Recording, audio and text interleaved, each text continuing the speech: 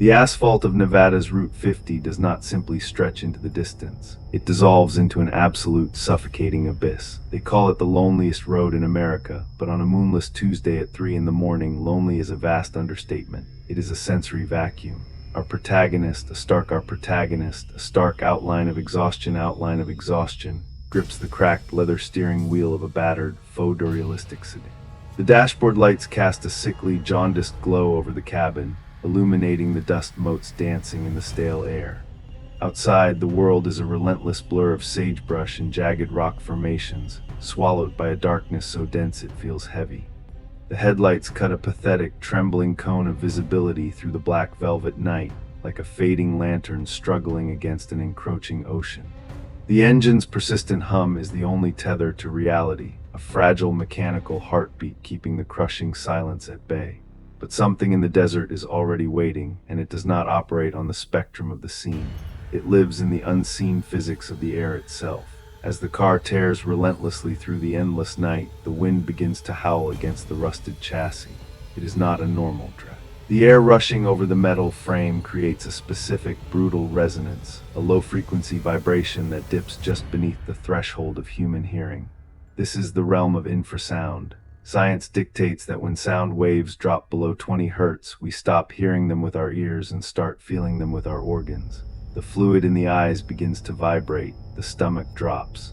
The brain, flooded with incomprehensible acoustic data, interprets this invisible physical pressure as pure, unadulterated primal dread. The driver's hands tighten unconsciously on the wheel, knuckles turning a stark, bloodless white as a profound wave of unexplainable terror washes over the cramped interior. What most people dismiss as highway hypnosis, the sudden, shivering paranoia that accompanies a long, solitary drive, is often a physiological response to the environment. But what if the environment itself is being manipulated? The air inside the cabin grows inexplicably heavy, thick with an unnatural density that makes every breath feel like a labored chore. It begins to taste sharply of copper and ozone, the bitter metallic tang of an impending electrical storm, or the immediate aftermath of a violent rupture. This is an ancient biological sensory warning, coded like a forgotten map deep within our DNA. The body knows it is in danger long before the conscious mind can process the threat. The protagonist blinks hard, trying to shake off the oppressive weight settling over their chest, chalking it up to mere late-night driving fatigue. They are profoundly, tragically mistaken. Far out in the endless stretch of suffocating Nevada scrubland, hidden perfectly within the pitch-black void of the desert floor, an apex predator is waiting. It is not hunting with claws or teeth, at least not initially. It is hunting with frequency, like a deep-sea anglerfish dangling a luminous, hypnotic lure in the crushing dark of the oceanic trench. Something in the jagged sagebrush is deliberately manipulating the acoustic environment. It is broadcasting a targeted, localized wave of localized terror, creating a sonic net designed to paralyze prey through sheer psychological breakdown. The infrasound waves penetrate the steel shell of the moving vehicle, bypassing the ears to directly assault the central nervous system. The illusion of safety, the warm air radiating from the heater vents, the familiar smell of old upholstery, the comforting glow of the dashboard begins to rapidly dissolve. The driver reaches for the radio dial, a desperate, instinctive attempt to drown out the oppressive ringing silence that has filled the cabin. For the last 200 miles, the local stations have offered nothing but a low, persistent static, a meaningless wash of white noise. But as their trembling fingers graze the plastic knob, the nature of the static fundamentally changes. It stops being a random atmospheric hiss. The white noise reorganizes itself. The chaotic crackle smooths out, structuring into a chillingly familiar rhythmic pattern. The protagonist freezes, their heart hammering fiercely against their ribs. The dead radio is no longer broadcasting empty frequencies. It is projecting a flawless, synthesized mimicry of their own ragged breathing. Every shaky inhale, every stuttering exhale is perfectly mirrored back to them through the battered speakers, slightly amplified, devoid of any human warmth. This is not an echo. It is an acknowledgement. It is a predatory confirmation that they are no longer alone. The temperature inside the vehicle immediately plummets, frosting the edges of the windshield in jagged, creeping icy fractals. As the chilling audio loop of their own respiration continues to play from the speakers, the car's electrical system completely fails. The sickly yellow dashboard lights abruptly die. The engine sputters and chokes into absolute silence. And then the headlights flicker once violently before plunging the world into total, suffocating darkness. In that terrifying final fraction of a second of illumination, a horribly distorted, elongated silhouette steps deliberately from the brush, planting one impossible, jointed limb directly onto the cracked asphalt of the highway. Now only the rhythmic breathing remains, waiting patiently in the breathless pitch-black void. The crushing darkness of the Nevada desert does not merely obscure vision. It feels like a physical weight pressing against the fragile glass of the stalled city. Inside the freezing cabin, our minimalist is paralyzed in a breathless void, trapped in a terrifying sensory deprivation tank where the only sound is the mocking, digitized loop of their own respiration bleeding from the dead radio. Panic, raw and violently untamed, floods their system. Their trembling, simplistic hands fumble blindly in the freezing pitch black, frantically twisting the ignition key with a desperate, metallic grinding. It is a pathetic, deeply human struggle against an incomprehensible biological anomaly. The engine turns over with a sickly whine, struggling against the unnatural cold, a fading mechanical heartbeat begging to be revived. Suddenly, the alternator violently catches, and the engine roars to life, shattering the acoustic manipulation. The high beams ignite with a blinding, explosive flash, tearing a violently bright tunnel through the heavy night. But the illumination brings no relief, only a profound, reality-breaking horror. Caught dead center in the glaring wash of halogen light is a biological impossibility, an entity that forces the human mind to immediately reject what it is seeing to protect its own sanity. This is not a creature born of natural evolution. We must dissect this nightmare not through the dusty lens of ancient folklore or superstitious magic, but through the cold, unforgiving metrics of biomechanics and anatomical reality. The being frozen in the light defies the fundamental architecture of terrestrial life. Its limbs are grotesque, folding inward at acute, jagged angles that suggest shattered bones held together by an unseen, agonizing tension. It stands like a marionette strung up by a sadistic puppeteer, its joints buckling in ways that would sever human tendons in an instant. The skin is pulled terrifyingly taut over a skeletal frame, devoid of any natural muscle mass, resembling a discarded pale husk rather than a living predator. When it attempts to move, the motion is jarring and deeply wrong. It lurches forward with the jerky, broken rhythm of a glitching film reel, missing critical frames of animation. This erratic, stuttering locomotion is the visual equivalent of fingernails dragging down a chalkboard, a direct assault on the optical cortex. Even the physics of the environment seem to buckle around its unnatural presence. The intense glare of the headlights casts its shadow onto the cracked tarmac, but the dark silhouette stretches disproportionately, violently violating the basic laws of light and geometry. The shadow moves independently, a sprawling, jagged stain creeping toward the bumper. But what they did not expect was the profound sense of pity that suddenly intertwines with the sheer terror. The true horror of the entity lies not in its monstrous appearance, but in its raw, desperate, and ultimately pathetic attempt to perfectly imitate human locomotion. It is a grotesque parody of humanity, failing horrifically to understand the grace of a natural stride, dragging its impossible limbs in a sickening, scraping crawl. This is the breaking point, the exact moment where the paralyzed mind must choose between total collapse or explosive, adrenaline-fueled action. The stick-figure driver, driven entirely by the primal screaming instinct of self-preservation, slams their foot down onto the accelerator with every ounce of available strength. The sedan's tires scream against the cold asphalt, violently shredding rubber as the heavy vehicle lunges forward like a desperate, cornered animal. The entity does not attempt to dodge. It stands there, twitching in the blinding light, a glitch in the natural order waiting to be violently erased. The impact is catastrophic, shaking the entire frame of the battered car and throwing the driver violently against the unforgiving restraint of the seatbelt. The collision does not produce a dull, meaty thud typical of striking a large animal. Instead, it results in a sharp, sickening sound that reverberates through the cabin, exactly like the echoing snap of massive, dry birch branches breaking under immense pressure. The grotesque entity is clipped by the passenger side fender, sent spiraling off into the absolute darkness of the sagebrush in a chaotic tangle of impossible, fractured angles. The driver does not look back, their eyes locked in a 1,000-yard stare straight ahead as the car aggressively tears away from the site of the collision, speeding frantically deeper into the sprawling, unforgiving void of the desert highway, desperate to put miles between them and the shattered anomaly. The engine screams, pushed to the absolute edge of its mechanical limits as the speedometer needle buries itself in the red. The oppressive silence of the deep desert rushes back in to fill the sensory gap left by the frantic escape, a heavy, suffocating blanket wrapping around the speeding metal box. For a fleeting, intoxicating moment, the illusion of safety returns, a whisper of hope that the nightmare has been left behind in the dust.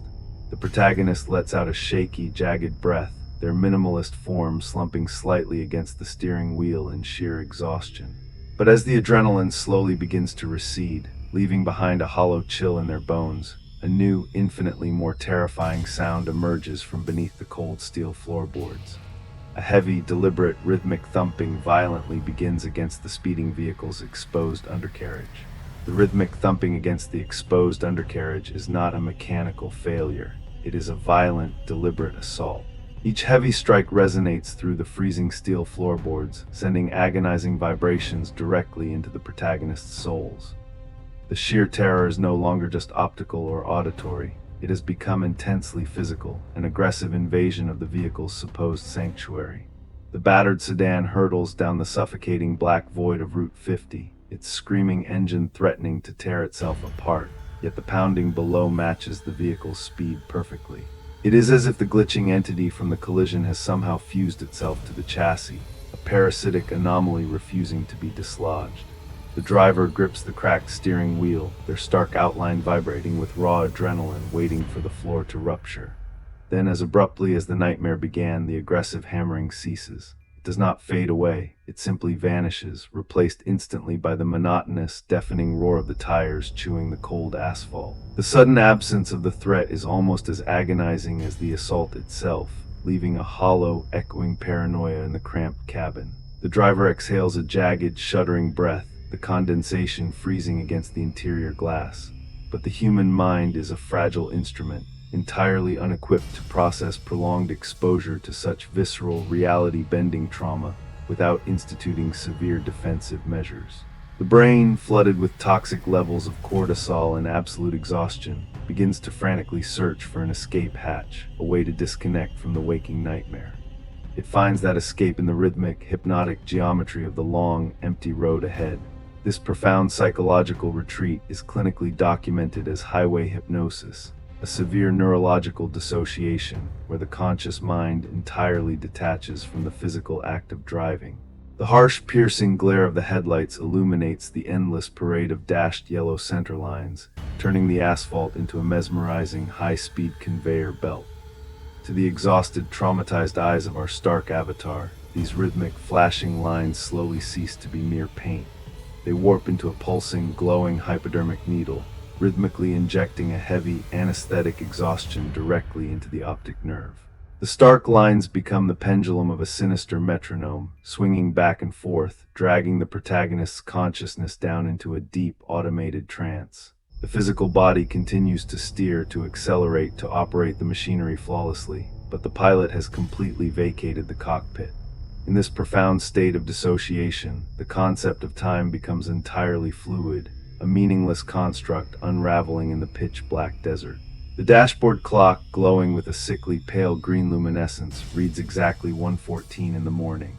The driver blinks, a slow, heavy, molasses-thick closing of the eyelids that feels like sinking into a deep, freezing ocean. When their minimalist black dot eyes snap open again, there is no jarring jolt, no sudden realization of slumber. But the oppressive, heavy air inside the cabin has fundamentally shifted. The low, comforting hum of the overworked engine is gone.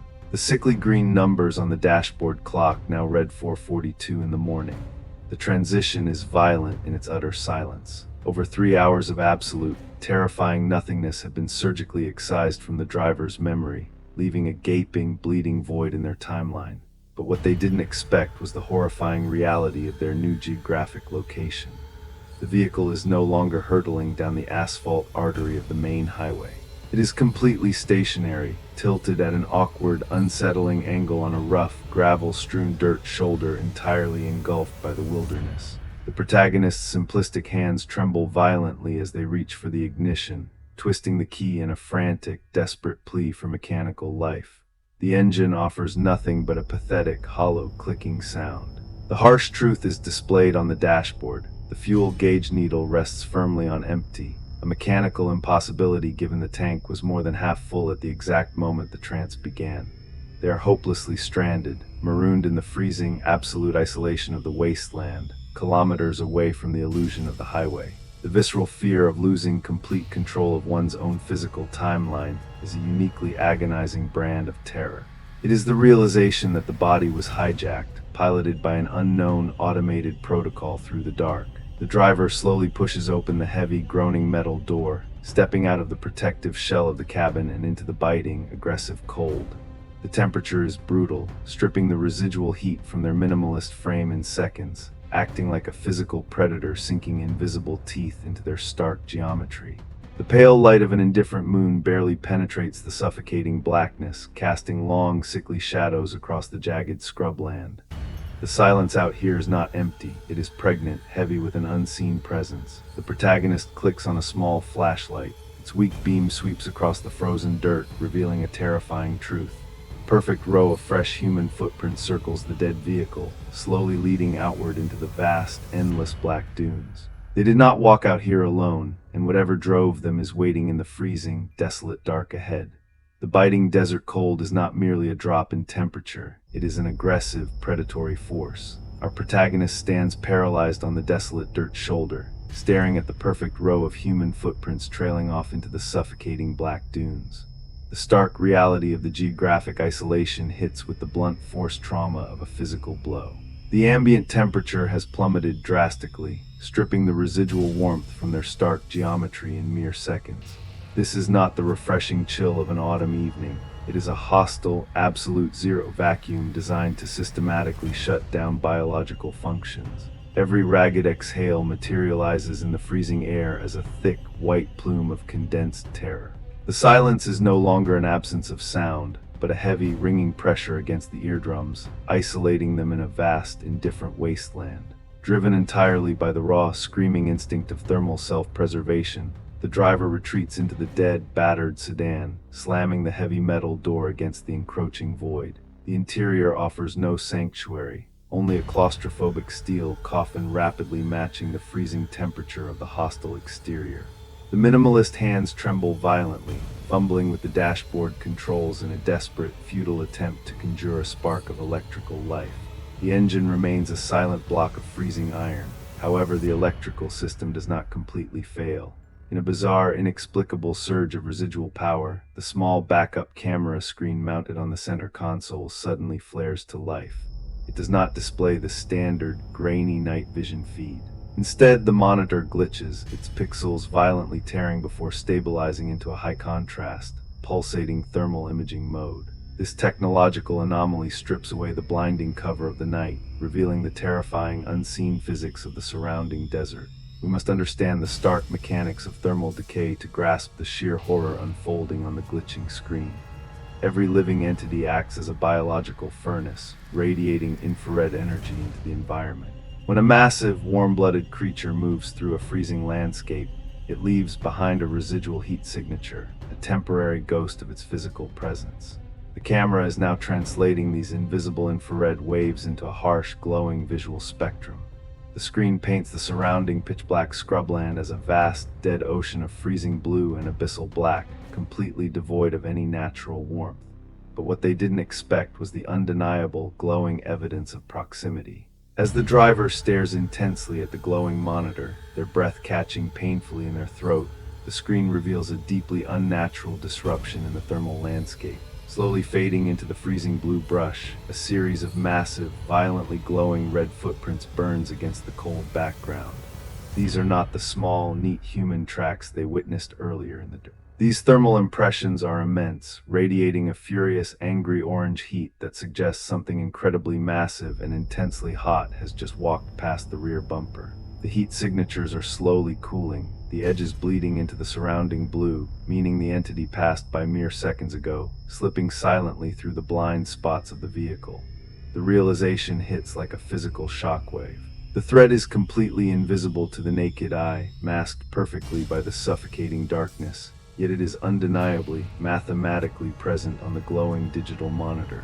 The protagonist is trapped in a terrifying game of technological hide and seek, their stark outline trembling against the freezing vinyl seat. The claustrophobia becomes absolute. The battered car is no longer a vehicle. It is a fragile diving bell suspended in an ocean of invisible predators, tethered to reality only by a flickering digital screen. The ambient temperature inside the cabin plummets even further, responding to an unseen, localized drop in atmospheric pressure. This rapid thermal decay forces the moisture from the driver's own ragged breaths to violently freeze against the interior glass. Intricate, jagged webs of ice begin to form rapidly on the windshield and side windows, creeping like crystalline fungus across the fragile barrier. The frost crawls with a terrifying, fractal-like precision, slowly obscuring the outside world and sealing the driver inside a frosted, suffocating tomb. The stick-figure avatar watches helplessly as their only visual connection to the physical desert is painted over by the creeping white ice. The silence inside the cabin is deafening, broken only by the soft, sharp crackle of the freezing condensation. Their attention snaps back to the glaring thermal monitor, the only remaining window into the unseen horror. The screen flickers, a wave of digital distortion washing over the glowing blue landscape. The massive, fading red footprints are no longer the primary focus. Suddenly, a massive, overwhelming bloom of furious crimson and blinding white heat completely engulfs the entire frame. The entity is no longer walking past. The glowing, human-shaped mass of unimaginable thermal energy has pressed its impossibly hot face directly against the rear camera lens, staring blindly into the terrified eyes of the paralyzed driver. The stark avatar cannot look away from the searing, digital crimson gaze. As the glowing mass shifts slightly, a sound completely alien to the desert night begins to resonate. The frozen rear bumper groans under an immense, sudden weight, violently shaking the entire, perfectly helpless frame. The frozen rear bumper groans under an immense, sudden weight, violently shaking the entire, perfectly helpless frame. The protagonist is paralyzed, bracing for the shattering of the rear glass, but the catastrophic breach never comes. Instead, the localized, oppressive electromagnetic field radiating from the entity suddenly fractures. It is as if the creature's immense thermal output overloads the very air around it. On the dashboard, the fuel gauge needle, previously pinned to a dead empty, abruptly snaps back to the half-full mark, a terrifying confirmation that the vehicle's mechanical death was merely an induced hallucination. The driver twists the ignition key with bruised, trembling fingers. This time, the engine screams to life with explosive, roaring fury. The sedan aggressively lurches forward, bucking the massive weight off its rear chassis like a wounded animal shedding a parasite. The tires frantically shred the frozen dirt, clawing their way back onto the hard, forgiving asphalt of the main highway.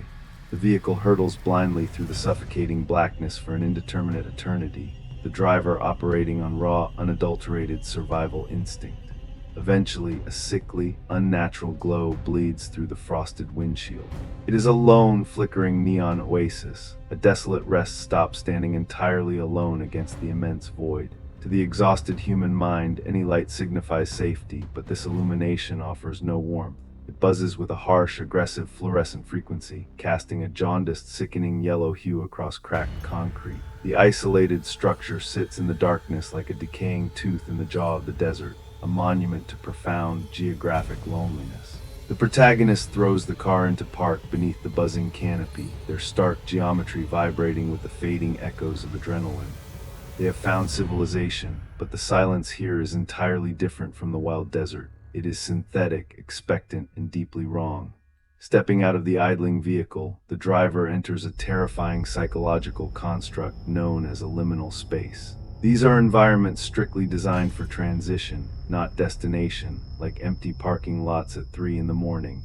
When stripped of their intended human traffic, these spaces warp into unsettling purgatories that actively assault the subconscious. The harsh overhead lights cast sterile, aggressive shadows that seem deliberately detached from the rusting gas pumps, stretching across the concrete at impossible angles.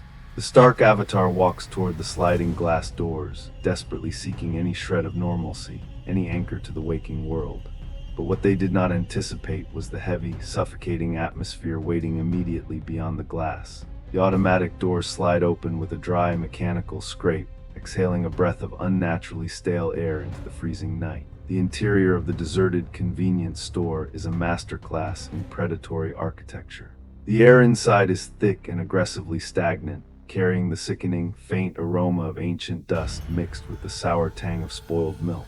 It smells like abandonment codified into physical matter. The brightly lit aisles of faded merchandise are not arranged for convenience. They possess a rigid, terrifying symmetry that feels deeply hostile, arranged like the interlocking teeth of a massive mechanical trap designed to perfectly disorient prey. The protagonist moves down the center aisle, their minimalist form entirely swallowed by the aggressive artificiality of the room. The hollow relief of escaping the raw wilderness is instantly replaced by a profound, suffocating isolation. The environment actively rejects their presence, wrapping around them with the cold, calculated indifference of a slaughterhouse corridor. Pathetic, deeply human attempt to reclaim some fractured sliver of reality, the driver gravitates toward the self-serve beverage station. Their bruised, simplistic hands grasp a flimsy styrofoam cup, trembling violently as they press the lever of the rusted coffee urn. A stream of sludgy, tepid liquid heavily splatters into the cup, smelling vaguely of burned chemicals and copper. This quiet, mundane act is a desperate anchor, a psychological tourniquet applied to a profusely bleeding mind. They just want a moment of stillness, a single sip of ordinary existence to wash away the impossible horrors of the highway. The harsh hum of the fluorescent tube lighting overhead vibrates directly into their fragile skull, acting as a relentless, synthetic heartbeat for the empty room. Seeking to ground themselves further, the protagonist lifts their stark, dot-like eyes toward the large, convex security mirror mounted perfectly in the high corner of the store. The distorted, bulbous glass offers a warped, fisheye perspective of the entire deserted space. At first glance, everything is perfectly still. The driver takes a slow, shaky sip of the foul coffee, their reflection mimicking the exact motion. But as they lower the cup, a cold, absolute paralysis grips their spine. The physics of light and reflection have fundamentally, terrifyingly broken down. The stick figure reflection in the convex mirror does not lower its cup. It remains frozen, sipping the dark liquid for exactly 2 full seconds after the physical driver has stopped. The terrified protagonist watches their own delayed image slowly lower the styrofoam cup. Then, with chilling, calculated deliberation, the entity in the mirror slowly turns its stark head, completely breaking eye contact, and points a long, impossibly stiff finger directly toward the pitch-black hallway leading to the restrooms. What awaits them in that unforgiving corridor of absolute darkness? The stark, terrifying implication of the impossible reflection shatters any remaining illusion of sanctuary. The protagonist drops the styrofoam cup, the tepid, foul coffee spilling across the dirty linoleum like toxic blood from a mechanical wound. They do not investigate the whole. Driven entirely by the screaming, primal urge to flee, the protagonist turns and aggressively sprints back out through the automatic doors, abandoning the humming neon purgatory for the suffocating, freezing black void of the highway. The battered sedan's engine roars back to life, tires screaming against the cracked concrete as it violently tears away from the liminal trap. Once again, the vehicle is swallowed by the relentless, empty stretch of Route 50, plunging deeper into the unforgiving desert ecosystem, where the rules of reality have clearly, violently fractured. The asphalt stretches ahead, a dark artery pulsing with an unseen, predatory intent. Miles vanish beneath the groaning tires, but the psychological toll of the night is compounding, layering heavy sediment over the driver's fracturing mind. The stark headlights sweep across the endless sagebrush, revealing nothing but the aggressive monotony of the wasteland. But what they did not anticipate was a sudden, jarring disruption in the suffocating darkness ahead. A vehicle is positioned diagonally across the dirt shoulder, completely mangled and twisted into a grotesque metal knot.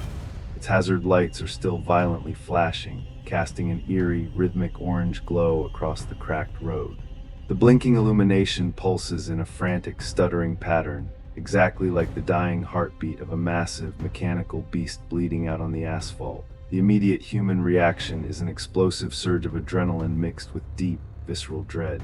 Is this a genuine cry for help from a fellow traveler, or an incredibly complex, highly evolved ambush? To understand the terrifying reality of this late-night encounter, we must delve into the calculated, cruel biology of trap-setting predators. The natural world is teeming with entities that do not actively hunt, but rather exploit the fundamental behaviors of their prey. They construct elaborate, deceptive lures, turning the victim's own natural instincts, like curiosity, hunger, or in the human case, profound empathy, into a fatal vulnerability. The wrecked car on the lonely highway is the asphalt ecosystem's equivalent of a venomous spider, spinning an intricate, invisible web across a high-traffic corridor. The flashing hazard lights serve as the perfect, irresistible bait, designed specifically to reel in the only creatures out here burdened by a social conscience. The driver eases their foot onto the brake pedal, the brake pads whining in a high-pitched, agonizing protest as the sedan slowly creeps toward the flickering orange wreckage. The harsh internal conflict violently ignites within the cramped cabin. The raw, primal instinct of self-preservation screams at the driver to accelerate, to leave the twisted metal behind and survive the brutal night at any cost. But the profoundly human, inescapable weight of empathy anchors them to the spot.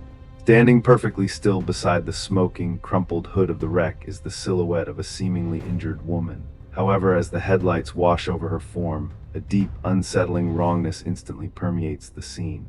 Her face is cast in an unnaturally deep shadow, a localized void that aggressively rejects the surrounding light. Her posture is entirely rigid, her limbs hanging at stiff, awkward angles like a discarded marionette suspended entirely by thick, invisible strings. She does not wave, she does not scream.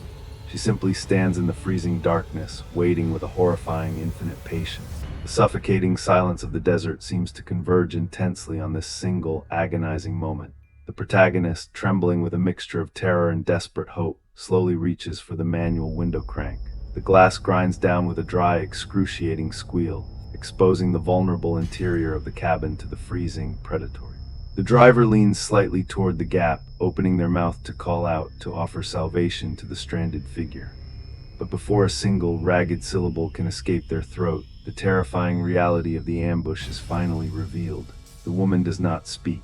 Instead, her shadowed face tilts upward, and she perfectly, flawlessly mimics the horrific sound of a twisting metal crash and violently shattering glass. It is not an imitation, it is an exact, digitized auditory duplicate, playing on an endless, broken robotic loop directly from her unseen mouth. The sickening loop of destruction reverberates through the freezing night, a chaotic symphony of simulated death. The driver is utterly paralyzed by the raw, auditory horror, their minimalist mind completely failing to process the impossible biomechanics of the mimicry. The trap has been sprung, the lure successfully activated, and the true predator is now finally in motion. The blinking orange hazard lights cast chaotic, shifting shapes across the cold tarmac, but the shadows gathered directly beneath the mangled wreckage begin to move independently of the light. They are not merely expanding, they are actively boiling, rising from the dirt like a thick, living, black liquid. The incredibly dark, viscous mass rapidly surges outward, sliding silently across the deeply cracked road toward the idling, perfectly vulnerable sedan. Will the completely helpless driver break the paralyzing grip of their own human empathy in time to finally escape the consuming, intelligent darkness? The paralyzing grip of human empathy violently shatters just as the boiling, viscous shadows reach the front tires of the idling sedan. The protagonist is jolted out of their auditory trance by the sheer, overwhelming survival instinct roaring through their veins. With a desperate, agonizing cry that burns their dry throat, they slam their stark foot down onto the accelerator pedal with every remaining ounce of physical strength. The heavy vehicle violently bucks forward, the rear tires screaming in high-pitched protest as they desperately claw for traction on the freezing, cracked asphalt. For a terrifying, breathless second, the surging black mass seems to latch onto the spinning rubber, a heavy, cold drag that threatens to anchor the car entirely to the road. But the screaming mechanical engine of the battered sedan overpowers the biological anomaly, tearing free from the invisible web. The car rockets forward into the pitch-black void, leaving the flickering orange hazard lights and the mechanical, endlessly looping screams of the mimic fading rapidly into the suffocating rearview distance. The immediate physical danger is temporarily behind them, but the true horror of the Nevada desert is only just beginning to tighten its grip. The psychological toll of these relentless, impossible encounters compounds exponentially, layering heavy, toxic sediment over the driver's rapidly fracturing mind. As the battered sedan hurtles blindly down the endless stretch of Route 50, this segment of the nightmare violently strips away all remaining modern safety nets. We must focus on the sheer, crushing weight of absolute geographic isolation. The driver is no longer just fleeing a physical predator. They are entering a brutal, unforgiving vacuum where the very concept of human rescue is mathematically impossible. They are a profoundly microscopic speck of fragile, terrified biology adrift in an indifferent, nocturnal ocean of cold dirt and jagged rock. Desperate for any tether to the rational, waking world, the trembling protagonist glances down at the glowing GPS monitor mounted on the violently vibrating dashboard. The digital map is the final, fragile umbilical cord connecting them to civilization, a comforting illusion of control in a chaotic void. But the illuminated screen begins to violently recalculate, the blue line of the highway spiraling into a chaotic, nonsensical web of digital static. The satellite connection indicator flashes a frantic, angry red before dying completely. With a sharp, final electronic snap, the screen goes pitch black, plunging the cramped cabin into profound, suffocating darkness. They have officially crossed the invisible, terrifying threshold into a total cellular dead zone. The realization hits the driver with the blunt, agonizing force of a physical blow to the sternum. To fully comprehend the terror of this specific moment, we must explore the severe neurological consequences of absolute isolation sickness. The human mind is incredibly fragile, fundamentally incapable of processing infinite space combined with absolute silence. We can draw direct, chilling parallels to deep space astronauts experiencing severe sensory deprivation when entirely disconnected from mission control. When the brain is violently starved of all familiar external stimuli, it does not simply rest, it panics. It frantically begins to manufacture its own chaotic input to fill the terrifying void, turning the deep, dark corners of the subconscious into a horrific, vivid reality. The desert night outside the cracked windows is no longer a passive ecological environment. It transforms into an aggressive, suffocating entity, wrapping around the speeding vehicle like a heavy, suffocating blanket of thick black velvet pressing relentlessly against the fragile windshield. The crushing isolation quickly transcends the psychological realm and becomes intensely, painfully physical. The air inside the cabin feels unnaturally thin, forcing the driver to take shallow, rapid gasps that fail to deliver enough oxygen to their panicking brain. A tight, invisible iron grip clamps down violently on their lungs. Every single bodily function is amplified to deafening levels in the absolute silence. The harsh, rhythmic thumping of their own terrified heartbeat drums against their ribs like a frantic warning bell, while the blood rushing violently past their eardrums sounds like a distant, roaring ocean. The stark lines of the dashboard, the freezing vinyl of the seat, the cracked leather of the steering wheel, these mundane textures warp into hyper-realistic, aggressive sensations that actively assault the driver's overloaded central nervous system. They are entirely alone, physically untethered from the entire human race, hurtling through a vast, uncaring void. The profound silence reaches an agonizing, unsustainable peak, stretching the tension until it feels as though reality itself is about to snap like a dry twig. The driver squeezes their dark, minimalist eyes shut, desperately praying for the sun, for a passing truck, for any sign of a rational universe. But what they did not expect was the horrific intrusion that violently shatters the quiet. Lying completely dead and utterly useless on the freezing passenger seat, entirely cut off from any conceivable cellular network, the driver's cracked smartphone suddenly illuminates with a harsh, blinding glare. The harshly illuminated digital screen displays a completely unexpected incoming call from unknown. But the absolute, true, and deeply paralyzing psychological terror is the sudden ringtone itself. It is the driver's chosen, incredibly familiar melody, but it is playing completely, flawlessly backward, a distorted, demonic echo demanding violently to be immediately answered. The distorted, backward melody of the dead smartphone slices through the claustrophobic silence of the cabin like a rusted surgical blade. It is a deeply invasive sound, a jarring violation of physics that demands an immediate, visceral response. The stark protagonist does not answer the twisted call. Driven by a sudden, explosive surge of absolute rejection, they snatch the violently vibrating device from the freezing passenger seat. With a jagged, ragged cry that burns their dry throat, they crank the window down just enough to hurl the illuminated piece of glass and metal out into the suffocating abyss. The phone disappears into the pitch-black void, swallowed instantly by the relentless, consuming speed of the incredibly dark highway. This is a profound, defining emotional beat for the driver. It is the conscious, desperate rejection of passive psychological terror in favor of pure, kinetic survival. The driver is no longer a paralyzed victim waiting in the dark. They are actively declaring a chaotic, desperate war for their own existence against the incredibly heavy, unforgiving, and deeply suffocating desert night. But the vast Nevada scrubland does not tolerate such fragile, foolish human defiance. The very moment the shattered phone impacts the unseen asphalt, the terrifying nature of the threat fundamentally shifts from invisible psychological manipulation to explosive physical force. The protagonist glances frantically up at the cracked rearview mirror, desperately seeking the hollow, quiet comfort of the empty, silent road behind them. Instead, the small, deeply scratched rectangle of glass reflects a truly and violently aggressive anomaly. A pair of intensely bright, asymmetrical headlights suddenly pierces the suffocating blackness, roaring straight out of the absolute, inky void. These are not the standardized, balanced beams of a manufactured vehicle. One light burns with a blinding, furious white-hot intensity, while the other is a sickly, dim, and jaundiced yellow, positioned far too high off the cold ground. They aggressively resemble the mismatched, glowing eyes of a massive, rabid beast surging forward from the deepest depths of a forgotten nightmare, closing the immense distance at an utterly impossible, completely reality-breaking speed.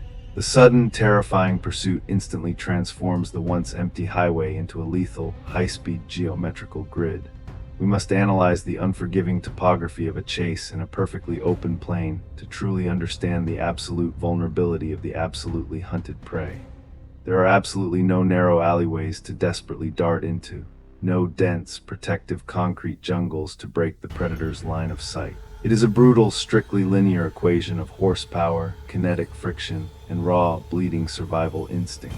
The physics of this high-octane terror become intensely and suffocatingly visceral within the fleeing car. The heavy cabin of the battered sedan quickly floods with the toxic, acrid stench of burning rubber and overheated transmission fluid as the driver buries the accelerator pedal incredibly deep into the freezing floorboards. The engine block screams in a high-pitched, agonizing metallic wail, threatening to completely tear itself apart under the immense, unnatural strain. Every single violent vibration of the overtaxed chassis rapidly travels directly up the steering column, vibrating against the driver's bruised, trembling hands like the panicked, erratic pulse of a dying animal. Yet despite the sedan's desperate, engine-destroying velocity, the completely impossible, rusted vehicle in the rearview mirror continues to rapidly, effortlessly gain ground. The pursuing entity does not drive with the stiff, calculated mechanics of a human operating heavy machinery. It moves with a terrifying, liquid fluidity, shifting aggressively across the dangerously cracked lanes with a deeply biological, predatory grace. It is aggressively manipulating the spatial geometry of the road, systematically calculating and cutting off absolutely every microscopic angle of any potential escape. It swerves with the calculated, terrifying precision of a starving, rabid wolf, isolating a very sickly, completely panicked deer on an endless frozen lake. The protagonist aggressively jerks the steering wheel, desperately attempting to weave and break the predator's invisible lock, but the asymmetrical headlights perfectly mirror every single frantic evasion. But what they did not anticipate was the sudden, horrifying realization that the pursuer is no longer content with merely looming within the dark blind spot. The roaring, impossible machine aggressively pulls out from the sedan's frantic slipstream, the blinding, mismatched headlights flooding the left side of the cabin with a harsh, interrogating glare. The deafening metallic roar of its engine runs exactly parallel to the protagonist's violently shaking window, a chaotic symphony of mechanical dominance and impending doom. The driver, gripped by a morbid, deeply paralyzing curiosity, slowly turns their stark head to finally confront their relentless pursuer. The opposing vehicle is a rusted, heavily modified monstrosity of jagged steel, moving fast enough to blur the surrounding air into a localized mirage. But the true, reality-shattering horror lies firmly within the brightly illuminated, violently shaking cab of the rival machine. As the protagonist peers through the scratched glass, their breath completely freezes inside their fragile lungs, There is no dark silhouette gripping the controls. The driver's seat is entirely, undeniably, and terrifyingly empty. There are no pedals, no dashboard, and most horrifyingly, there is absolutely no steering wheel to guide the hurtling mass of rusted iron. And then the phantom, driverless machine violently, aggressively swerves its massive bulk directly into the incredibly fragile protagonist's lane. The phantom machine violently swerves its rusted bulk directly into the fragile protagonist's lane, executing a brutal geometry of predatory dominance. There is absolutely no time for calculated thought, only the explosive, screaming reflex of a deeply terrified nervous system. The stark minimalist avatar violently jerks the cracked steering wheel entirely to the right, a desperate evasion completely surrendering to the chaotic laws of centrifugal force. The battered sedan breaks traction instantly, its bald tires shrieking a piercing metallic protest as they are aggressively ripped from the freezing asphalt. The world outside the windshield instantly transforms into a spinning, nauseating centrifuge of absolute darkness and blinding, mismatched headlights. The heavy vehicle violently plunges off the elevated shoulder, crashing into the unforgiving, jagged dirt of the surrounding desert. The harsh impact deeply rattles the rusted chassis, slamming the driver against the tight constraint of the seatbelt with the blunt, agonizing force of a heavy physical blow. A massive, suffocating cloud of pulverized desert crust violently erupts around the skidding vehicle, plunging the cramped cabin into a blinding, abrasive brownout. The sedan violently bucks and aggressively slides through the rugged scrubland, threatening to roll with every agonizing crater it strikes, until it finally grinds to a heavy, shuddering halt.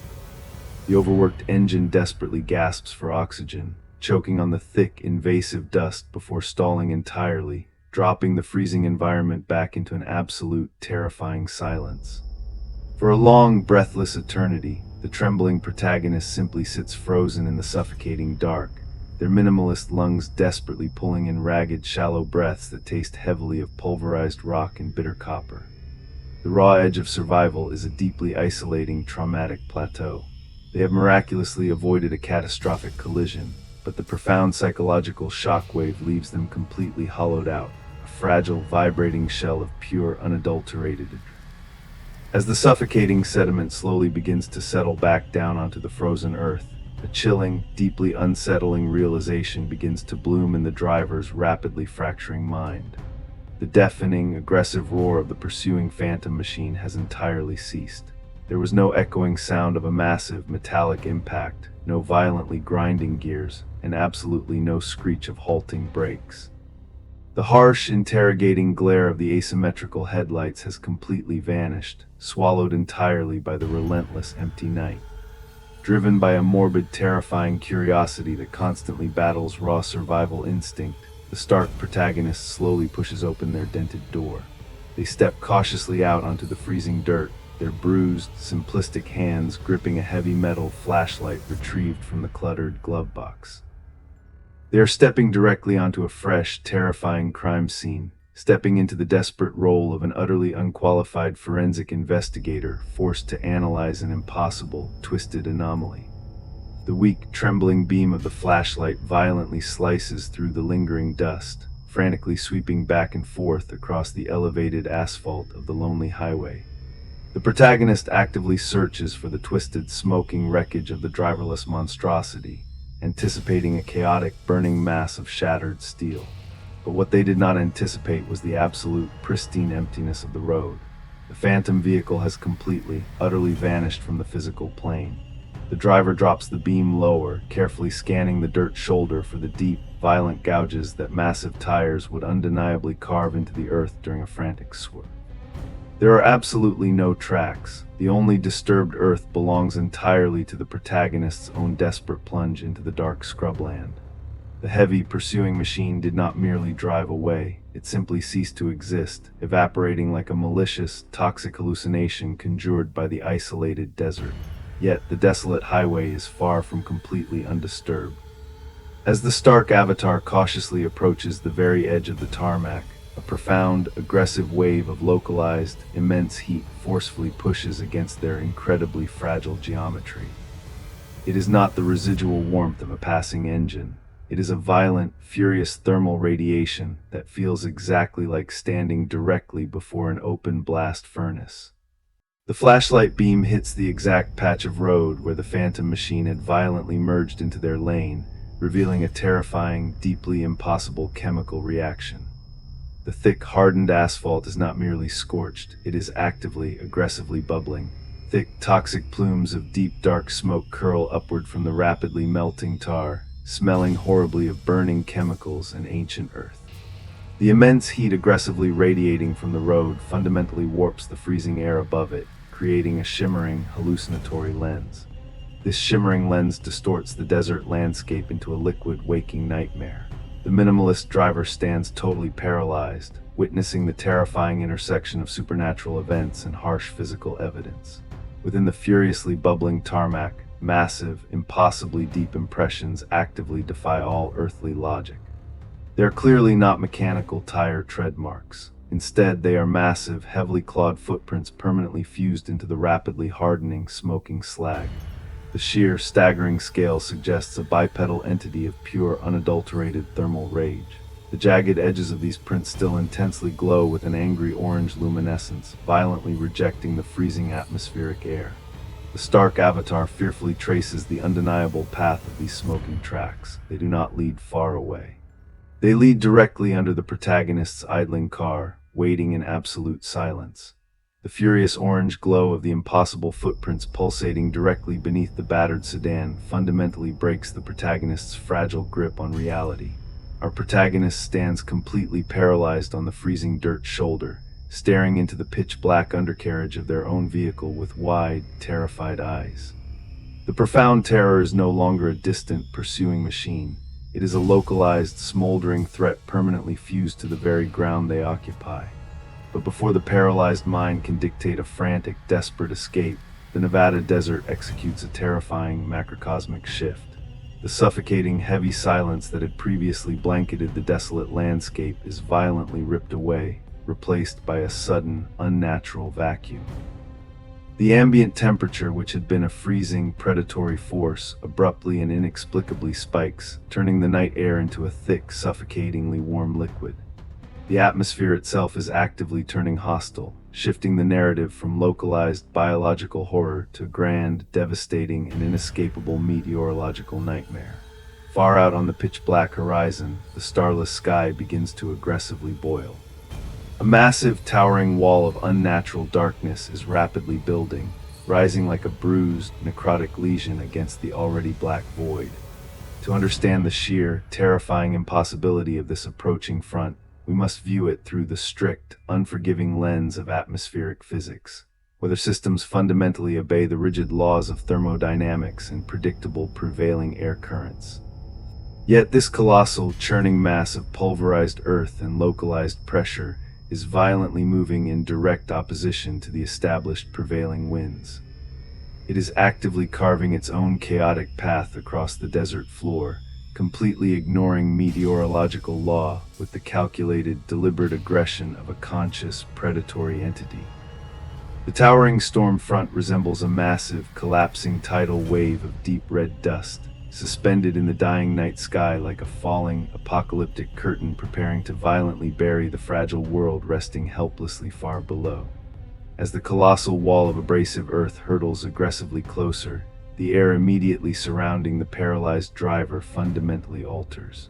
It completely fills with a dense, crackling electromagnetic tension. The underlying science behind this horrifying phenomenon is deeply rooted in triboelectric charging, specifically the chaotic, incredibly violent friction of billions of microscopic sand particles aggressively colliding within the churning vortex. This massive kinetic friction generates an astronomical level of static electricity, effectively transforming the approaching dust storm into a massive, roaming battery of raw, untamed voltage. The physical manifestation of this electrical charge is intensely, agonizingly visceral. The stark, two-dimensional fine hairs on the protagonist's minimalist outline violently stand directly on end, forcefully pulled by an unseen, deeply aggressive magnetic field. The rapidly moving air tastes sharply of burnt ozone and raw metallic copper, growing thick enough to literally choke on. But what they did not anticipate was the sudden, incredibly violent rejection by their own trusted mechanical sanctuary. Driven entirely by the screaming, primal necessity to immediately find shelter from the impending abrasive annihilation, the terrified driver frantically lunges toward the idling sedan. Their trembling, simplistic hand desperately reaches for the rusted metal door handle. The exact microsecond their stark geometry makes physical contact with the conductive steel, a blinding, highly localized arc of blue electricity violently erupts. A profoundly painful, biting shock aggressively courses through their extended arm, a searing, kinetic warning delivered directly from the heavily charged vehicle. Fighting blindly through the sudden, agonizing pain, the driver violently rips the heavy door open and forcefully throws their fragile form into the cramped cabin, slamming the metal shut just as the massive, blinding wall of red dust completely swallows the car. The outside world is instantly erased. The weak, flickering headlights are absolutely powerless against the dense, aggressively churning mass. The frail exterior of the windshield is violently assaulted by millions of microscopic, razor-sharp particles, sounding exactly like a relentless, deafening hiss of pure static. The battered sedan officially becomes a tiny, incredibly fragile submarine, violently tossed within a boiling, abrasive, and entirely howling void. Inside the suffocating, intensely vibrating metal box, the absolute darkness is completely impenetrable, aggressively broken only by the chaotic internal static of the raging storm itself. As the relentless gale batters the fragile steel frame, the triboelectric charge swirling outside finally reaches a violent, critical mass. Massive, utterly silent bolts of brilliant internal lightning begin to violently detonate deep within the swirling dust cloud, acting exactly as erratic, violently harsh strobe lights. These brief, terrifyingly explosive flashes of pale illumination do not reveal the comforting, familiar emptiness of the Nevada desert. Instead, the blinding microsecond bursts cast deep, overwhelmingly terrifying silhouettes directly against the dense wall of swirling red earth. Through the violently shaking, heavily scratched glass of the windshield, the entirely paralyzed protagonist is forcefully compelled to blindly witness a horrifying, deeply organized migration. Dozens of incredibly tall, impossibly thin figures are walking slowly, deliberately through the chaotic, absolutely blinding gale. They are completely unfazed by the abrasive winds, marching forward in a terrifyingly synchronized, rigid geometric formation. With each chaotic, brilliant flash of silent lightning, the towering, spindly silhouettes are undeniably, mathematically closer to the fragile car. What horrific ancient design possibly drives this utterly silent, towering legion directly through the blinding chaos toward the completely isolated and entirely helpless driver trapped alone inside the car? The relentless howling chaos of the abrasive dust storm entirely swallows the fragile sedan, completely plunging the cramped cabin into a suffocating, impenetrable darkness. The silent, erratic bursts of internal lightning that previously illuminated the towering, spindly silhouettes have abruptly ceased, leaving the stark protagonist totally blind within their violently vibrating metal sanctuary. The sheer, overwhelming acoustic assault of millions of microscopic, razor-sharp sand particles relentlessly shredding the exterior steel sounds exactly like the deafening roar of a massive, dying waterfall. The battered vehicle is no longer a mode of transportation. It has been violently reduced to a fragile, groaning diving bell, suspended helplessly in the crushing, hostile depths of an atmospheric ocean. Every single structural joint of the car screams in agonizing protest, threatening to buckle under the immense, swirling pressure of the Nevada void. The driver sits completely paralyzed, their minimalist geometry trembling violently against the freezing vinyl, their ragged, shallow breaths offering the only fragile proof of their continuing existence. When the human optical cortex is violently starved of absolutely all photon input, the panicked brain often begins to frantically manufacture its own chaotic visual data, desperately filling the terrifying void with phantom shapes and colors. But the creeping, terrifying phenomenon currently manifesting on the completely obscured windshield is undeniably, horrifyingly physical.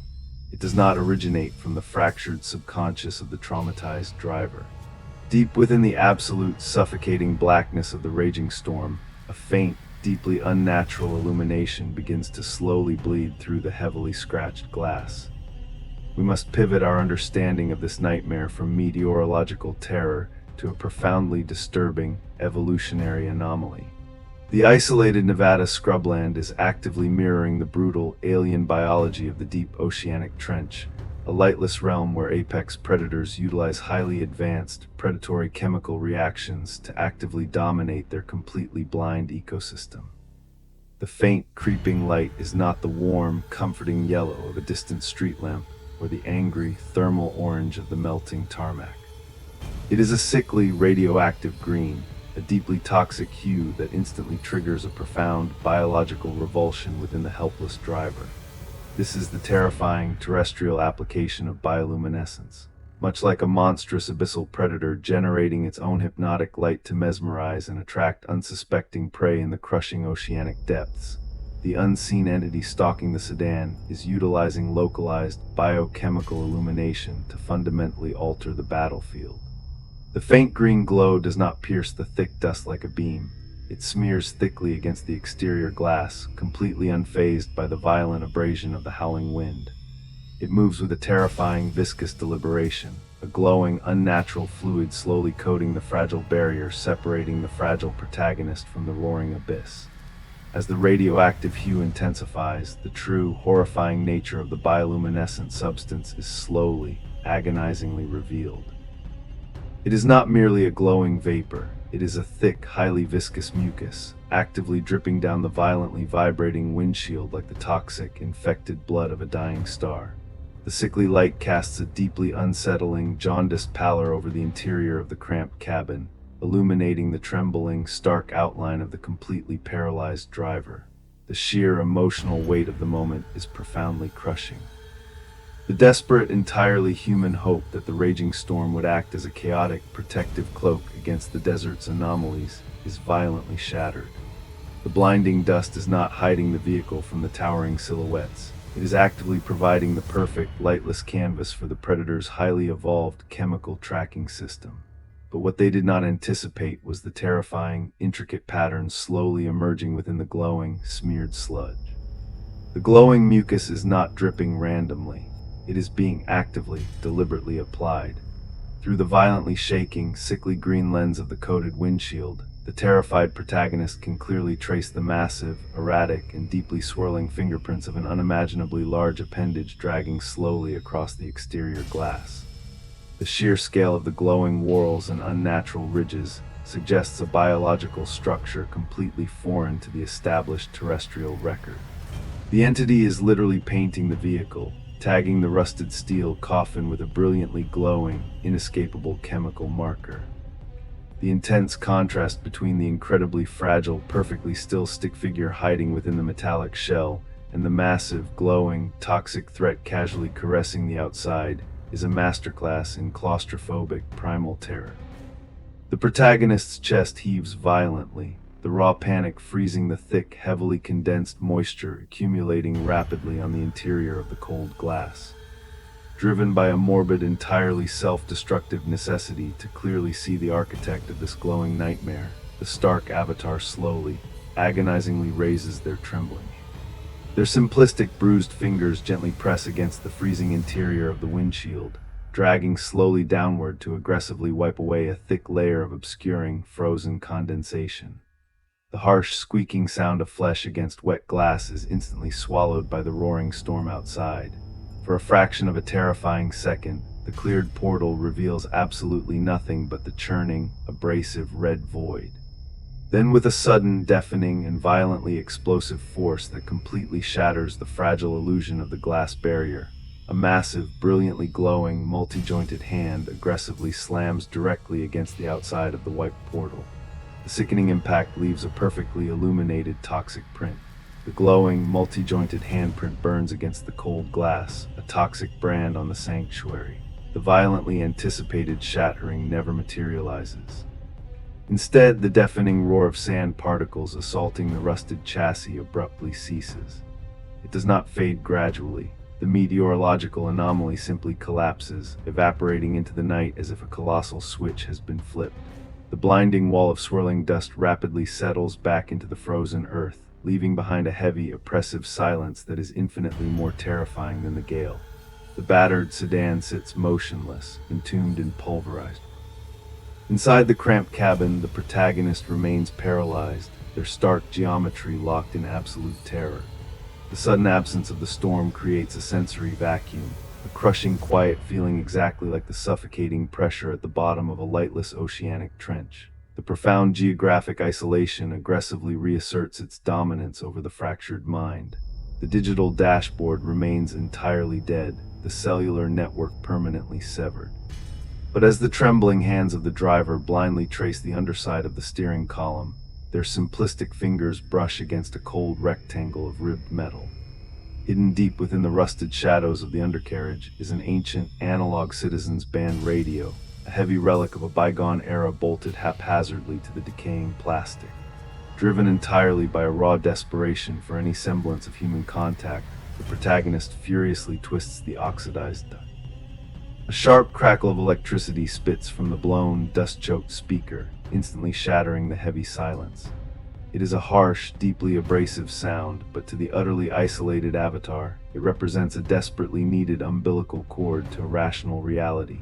To truly comprehend the profound terror of what occurs next, we must scientifically dissect the chaotic architecture of radio frequencies and electronic voice phenomena.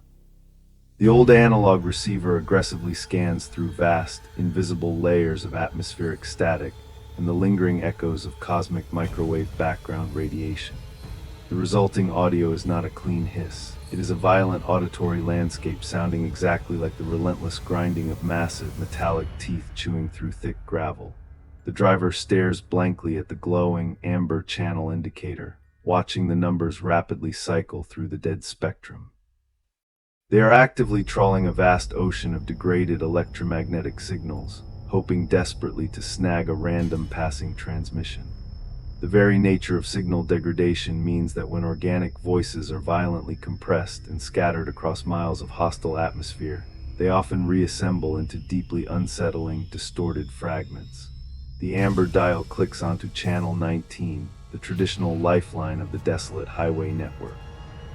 The violent, metallic grinding of the cosmic static abruptly halts, replaced by a sudden, incredibly heavy pocket of dead air.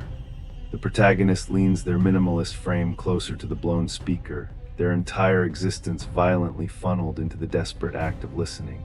What they did not expect was the profound, deeply agonizing emotional weight of the sound that slowly blades through the ancient circuitry.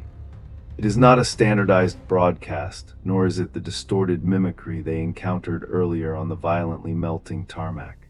It is a fragmented, incredibly raw and deeply human weeping. The weeping is not performative, it is the sheer, unadulterated sound of a soul experiencing inescapable despair. It reverberates through the freezing cabin, slicing through the protagonist's fractured defenses with the sharp precision of a perfectly thrown scalpel. The absolute sheer emotional gravity of the agonizing cries acts as an irresistible magnet, forcefully ripping the stick-figured driver out of their paralyzed state of shock.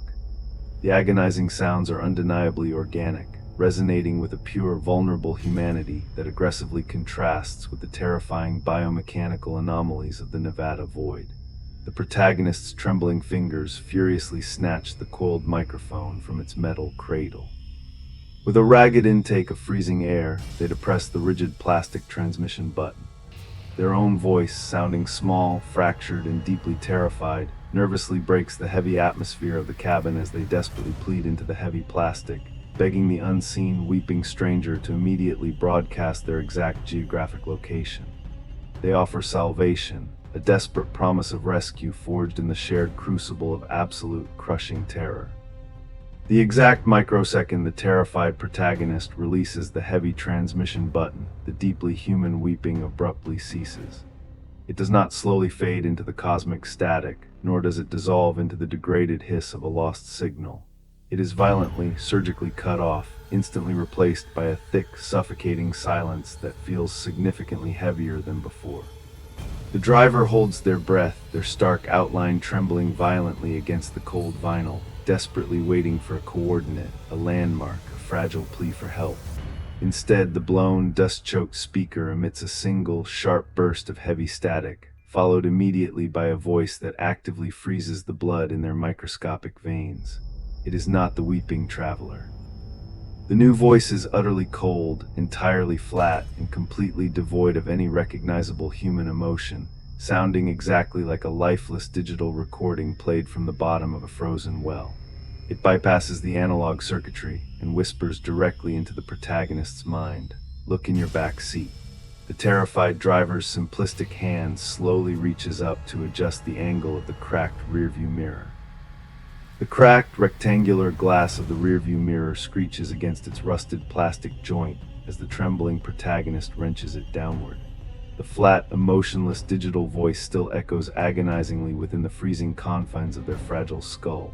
Their minimalist, stark black eyes furiously scan the heavy shadows gathered in the cramped rear passenger area, but the heavily scratched mirror reveals absolutely nothing. The worn, cracked vinyl seats are empty, bathed only in the suffocating ambient blackness of the isolated Nevada desert. The immediate rational instinct is a hollow, gasping wave of sheer relief, a desperate physiological crash following the explosive spike of raw adrenaline. But the true, devastating horror of this specific psychological attack does not lie in a sudden, violent physical manifestation. The unseen predator has flawlessly executed a vastly more insidious strategy.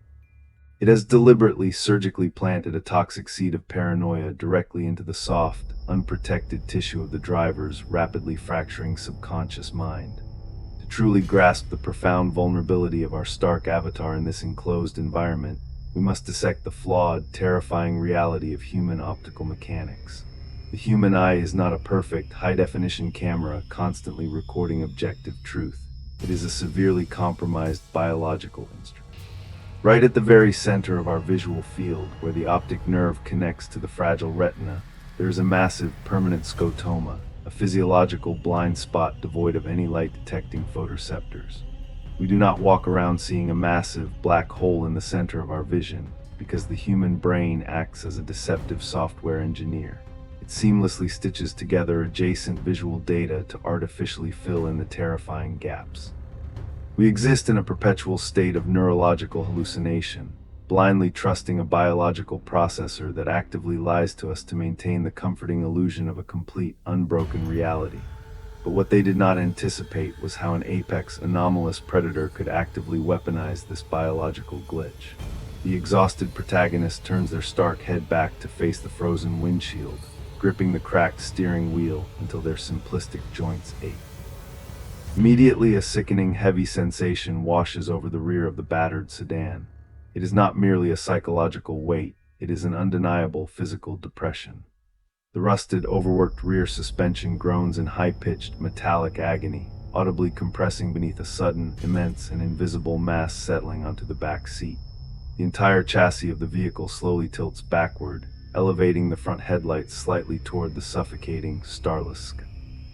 The air inside the cramped cabin fundamentally changes, growing instantly colder and carrying the raw, bitter stench of ancient, undisturbed earth and metallic copper.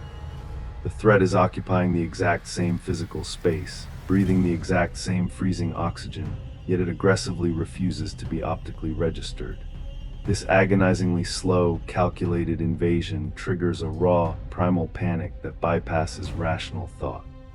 The terrifying reality is that this evolved entity instinctively understands the precise geometry of human peripheral vision. It navigates the cramped cabin like a pathogen navigating a bloodstream, purposefully existing exclusively within the dead zones of the driver's shifting gaze. Every single time the terrified avatar snaps their head around to confront the overwhelming, oppressive weight behind them, the visual cortex struggles to render the impossible. And every single time, a massive, dense shadow retracts into the extreme blurred corners of their terrified eyes, moving just a fraction of a millisecond faster than the human optical saccade can track. It is a profoundly cruel, agonizing game of geometric chess against an opponent completely unbound by the rigid laws of terrestrial physics. The sheer paranoia becomes a physical torture, ripping their sanity apart seam by agonizing seam. The claustrophobia within the vibrating steel coffin becomes absolute and suffocating. The fragile protagonist is trapped in a hostile cage with an invisible executioner, endlessly spinning in a futile attempt to simply see the axe before it inevitably falls. The heavy, ringing silence of the isolated desert slowly creeps back into the freezing cabin, replacing the cosmic static of the dead radio.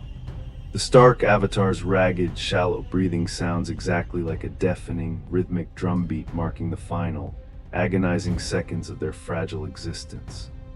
They lock their black, dot-like eyes onto the cracked rearview mirror, refusing to physically turn their neck again, desperately hoping the warped glass might eventually betray the impossible mimic.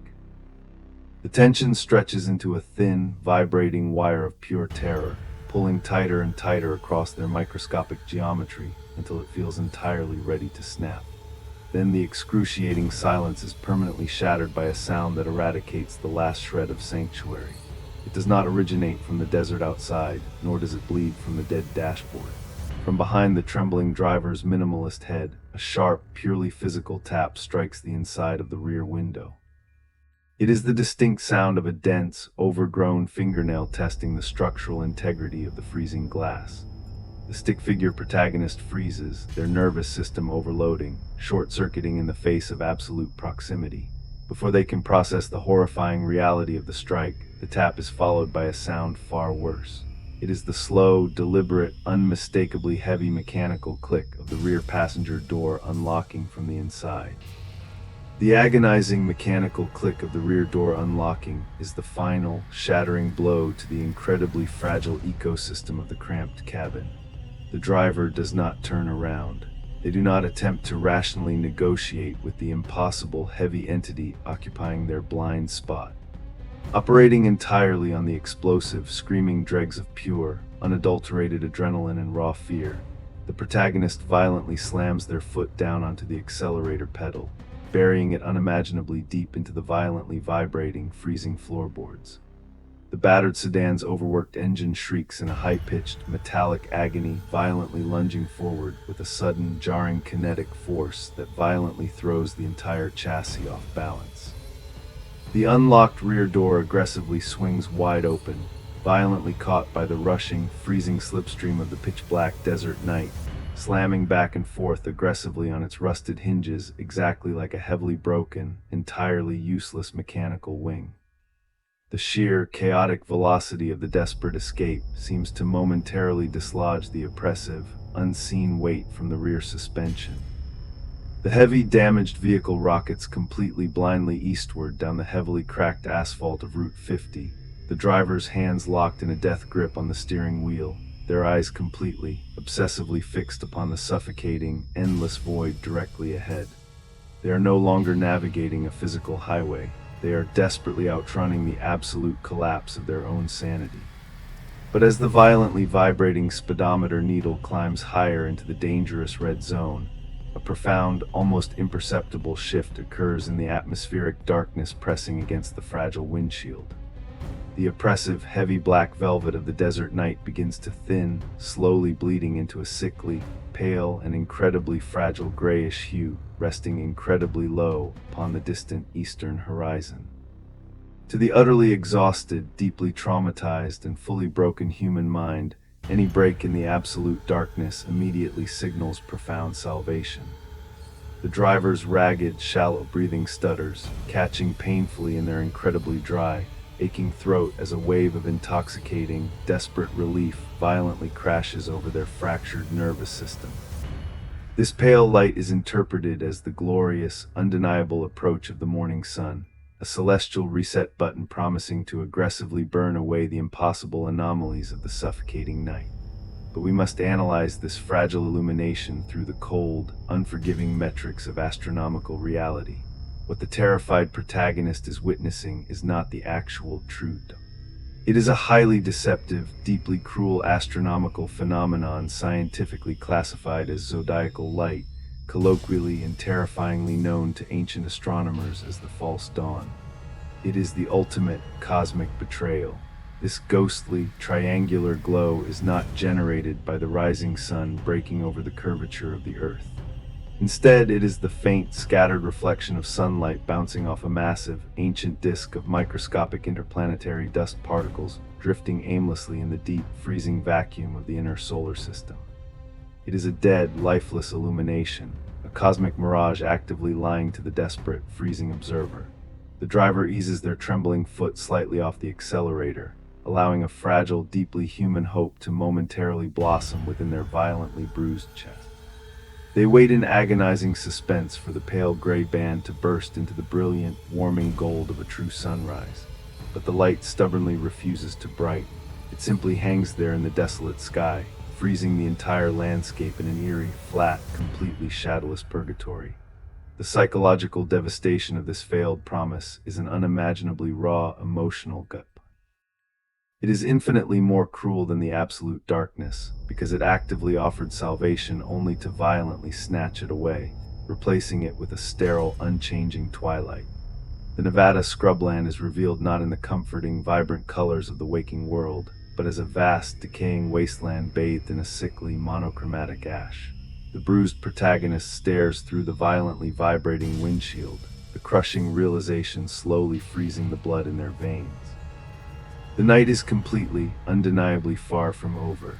They are permanently trapped in a broken, liminal hour, a geographical and temporal dead zone where the established laws of physics have fundamentally ceased to operate. But what they did not anticipate was how this dead, flat light would reveal the final, impossible corruption of their absolute path. In the pale, lifeless illumination of the false dawn, the fragile depth perception of the exhausted human eye completely fails, flattening the three-dimensional world into a terrifying, stark geometry of pure despair. The endless stretch of Route 50, the very artery they believed would eventually lead them back to a rational civilization, no longer behaves like a terrestrial highway. As the battered, deeply groaning sedan hurtles blindly forward through the cold, ashen twilight, the comforting illusion of the horizon is violently shattered. The cracked, painted asphalt directly ahead does not gradually fade into the distant desert floor. Instead, it abruptly, terrifyingly ends its horizontal trajectory in a massive, impossible vertical defiance of gravity. With a sickening, logic-defying twist that completely nauseates the trapped driver, the massive, solid concrete ribbon of the road violently curves sharply upwards, launching directly into the pale, dead sky and twisting into the suffocating, dusty clouds like the ascending coil of a massive, petrified serpent. The road now belongs to the sky.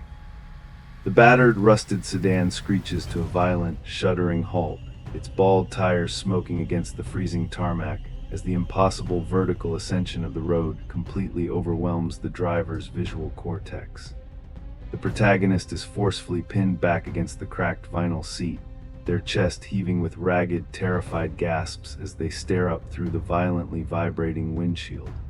The massive, solid concrete ribbon of Route 50 does not merely stretch upward, it actively writhes, twisting into the pale, dead sky like the ascending coil of a massive, petrified serpent. To the deeply traumatized human brain, this severe spatial disorientation is a catastrophic failure of basic equilibrium. The inner ear, desperately trying to reconcile the flat, gravitational pull of the Earth with the impossible visual data flooding the optic nerve, triggers a profound, paralyzing wave of severe neurological vertigo. The world is spinning on an unseen axis, violently tearing away the very foundational rules of physical reality. The driver trembles under the weight of this total, absolute sensory collapse. We must dissect this terrifying optical collapse through the cold, rigid physics of atmospheric refraction.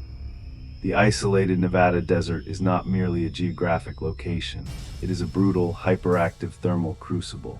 When a dense layer of incredibly cold, freezing air becomes aggressively trapped beneath a thick, suffocating blanket of warmer atmospheric pressure, it creates a severe temperature inversion. This violently bends the traveling rays of light, warping the visual plane into a highly complex, devastatingly realistic optical illusion, scientifically classified as a fata morgana. The impossible vertical road looming directly ahead is an aggressive mirage, a a projection of distant topography fundamentally distorted by the bending of photons. But what they did not anticipate was the terrifying, undeniable solidity of the illusion pressing heavily against their fractured consciousness. The heat violently warps the freezing morning air, establishing an impenetrable wall of pure deception. It makes the mathematically impossible look entirely, undeniably, and lethally real. The desert is no longer just a barren wasteland. It is a highly intelligent, hostile, silent architect of profound optical suffering. The stark protagonist completely shuts their eyes, desperately massaging their bruised temples with trembling, simplistic hands. They are trapped in a profound, agonizing intellectual struggle, desperately attempting to logic their way out of an inescapable nightmare. The landscape outside the frosted windows is actively, maliciously lying to their exhausted senses. When they force their eyes back open, the terrifying geometry of the desert has warped even further into a profoundly chaotic, Escher-like night. The road seems to aggressively loop back entirely upon itself, creating impossible intersections that defy basic Euclidean geometry. The sheer, overwhelming emotional weight of this cognitive breakdown is exactly like a heavy, suffocating blanket of pure, unadulterated despair pulling them under. The driver is forced to confront a deeply horrifying question that shatters their remaining resolve. Has their traumatized brain finally, completely fractured under the relentless psychological assault, or has an unseen, godlike entity literally reprogrammed the physical architecture of the surrounding desert? The boundaries of intellectual comprehension are violently bleeding out permanently onto the severely cracked, brightly painted asphalt. Driven by a raw, profoundly human necessity to physically test the boundaries of this broken reality, the trembling protagonist makes a desperate, incredibly dangerous decision. They slowly, painfully push open the heavy, groaning metal door of the idling vehicle. Stepping cautiously out into the sterile, flat illumination of the false dawn, their frame is instantly assaulted by a deafening, ringing silence. The air here does not smell of dust or ozone. It smells of absolute, terrifying nothingness, exactly like the sterile atmosphere of an abandoned hospital ward. The driver takes a slow, shaky step forward, their stark outline vibrating with pure adrenaline. They must definitively prove that the twisting, vertical road is merely a phantom projection, a ghost of bent light. They must physically anchor themselves to the undeniable truth of the solid, terrestrial earth beneath their freezing feet. But the true horror of the mirage lies not in its appearance, but in its incredibly flawless execution. The optical trickery acts as a perfect, lethal camouflage for a devastating geographical trap waiting patiently below. The protagonist slowly drops to their simplistic knees right in the exact center of the desolate highway, their dark eyes completely fixated on the cracked, brightly painted double yellow line. This is the ultimate, desperate test of physical truth against optical deception. With a ragged, sharp intake of freezing, dead air, they aggressively thrust their trembling hand downward, expecting the harsh, agonizing scrape of raw knuckles against solid, unyielding asphalt. Instead, their stark fingers pass completely, effortlessly through the thick yellow paint and the dark gray road surface as if the entire structure were composed of nothing but dense, swirling smoke. The vivid illusion of the solid tarmac instantly shatters, completely evaporating around them to reveal the terrifying, hidden reality of the landscape. The driver is not kneeling on a flat, reliable highway. The painted lines, the cracked asphalt, and the vertical ascent were an elaborate, lethal architectural lie designed to mask a massive, gaping void. As the optical camouflage dissolves, what waits for them at the bottom of this lightless, rocky gorge? The dizzying drop of the lightless gorge yawns aggressively beneath the protagonist's trembling hand, a massive throat waiting patiently to swallow them whole. The optical camouflage of the painted highway completely dissipates, evaporating into the frigid air like a dying breath, leaving only the brutal reality of the canyon's precipice. The protagonist throws their weight backward, scrambling away from the crumbling edge. The sharp rocks of the true desert floor violently bite into their bruised knees and palms, anchoring them to physical reality. They survive the mirage, but the environment they stumbled into is infinitely more hostile. The narrow floor of the rocky gorge stretches out before them, walled in by towering cliffs that block out the pale illumination of the false dawn. They have entered a natural, terrestrial coliseum. As the protagonist cautiously rises, the most terrifying aspect of this jagged fissure becomes immediately apparent. The Nevada desert, even in the dead of night, is a vibrant ecosystem teeming with life. Under rational circumstances, a rocky gorge like this would be a symphony of survival, echoing with the scuttling of beetles and the mournful yipping of roaming coyote packs. But here, trapped within these towering stone walls, the environment is completely, utterly dead. The canyon is bathed in an unnatural quiet that feels heavier than the abrasive dust storm. The silence feels exactly like a thick, suffocating liquid violently poured directly into their ear canals, ringing with an agonizing pressure. To fully grasp the horror of this absolute quiet, we must examine it through the unforgiving laws of ecological displacement. In any natural biological hierarchy, the sudden cessation of ambient noise is the ultimate environmental red flag.